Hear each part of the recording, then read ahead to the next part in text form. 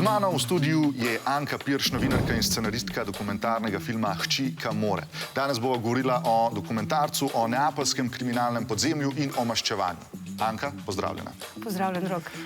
Dej, a lahko začneva kar s tem, da na kratko obnoviva vsebino dokumentarca Hči Kamore. Dokumentarc je narejen zelo senzibilno, naredila sva ga skupaj z režiserjem Sinišo Gačičem. Gre pa za to, da Kristina po 24 letih strogega zapornega režima pride na prostost in se znajde v svetu, s katerim je izgubila popolnoma vse stike, medtem je hčera zrasla in odrasla in postala mama, partner izboli, skratka, mora se soočati z svetom, ki je zunaj zaporov.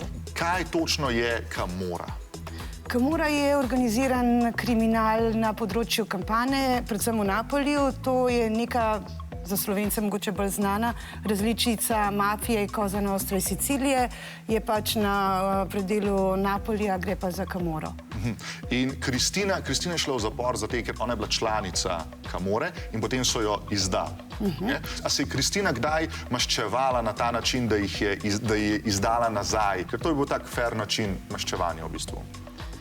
V bistvu ima Kamora precej resna pravila, ne? Imaš staro Kamoro, pa novo Kamoro organizator, pa še potem zdaj novejše te neke skupine in ena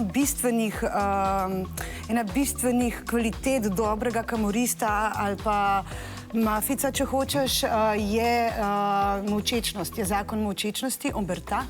Se pravi, da ti pokažeš svojo moč, da ne govoriš in ne izdajaš, ne? Res je, da so njo izdali trije zapored, en za drugim, najprej desna roka, potem pa oba brata, ki sta bila šefa klana. Ona je bila pa leva roka v tej organizaciji, ne? Tako, levo-desna roka, rečemo, ne? Ampak pač ja, vodja oboroženih skupin znotraj Kamore, rečemo. In potem ona jih pa ni izdala zato, ker nekako sledi tem starim pravilom Kamore. Ona jih ni izdala, ampak je pa rekla, ne me pa postaviti v skušnjavo, pa me spustiti samo v sobo z enim od njih, pa mi dati pištolo. Ali pa nobenega od njih ne srečam na ulici, prosim, pa da imam pri sebi nož. Se pravi, v resnici ona bi se maščevala, če bi bila priložnost, ampak ne bi se maščevala z izdajstvom. Nikoli, nikoli. Izdajstvo je bilo uporabljeno samo na začetku na Siciliji. Je prišlo do tega, da je bil to edini način, kako je lahko v bistvu rešil ne sam sebe, kot bolj svojo družino, ne, ampak je še vedno v organiziranem kriminalu je to način, ki je absolutno nesprejemljiv, ne. Zdaj, ti si bila kar precej časa, si nekako preučevala ta del kriminalnega podzemlja. A se ti zdi, da se lahko kdorkoli vključi v to organizacijo, pa da je, ne vem, pogoj mogoče znanje italijanščine ali pa... Praviš, če si moraš CV pisati, na primer, življenjepis, pa rečeš, da je znanje jezikov, pa to. Ne. Gre za eno klasično pot, ki jo mora nekdo prehoditi, da vidijo, ali si iz pravega testa ali ne. Sigurno lahko kjerkoli jezik govoriš, da si dober vojak. Tako se imenujejo soldat, ne? Odlično. Se pravi, znanje jezikov nas pripelje lahko organiziranemu kriminalu zelo visok. Anka? Dvomim, da je bistveno, ampak dobro. Je pa zelo pomembno.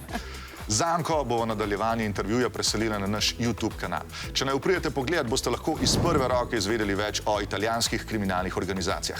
Anka je bila nekaj časa šefica Capo di Banda. Ne, saj ne. Saj je pa res zelo dolg časa živela v Neaplju, tako da marsikaj ve o temi.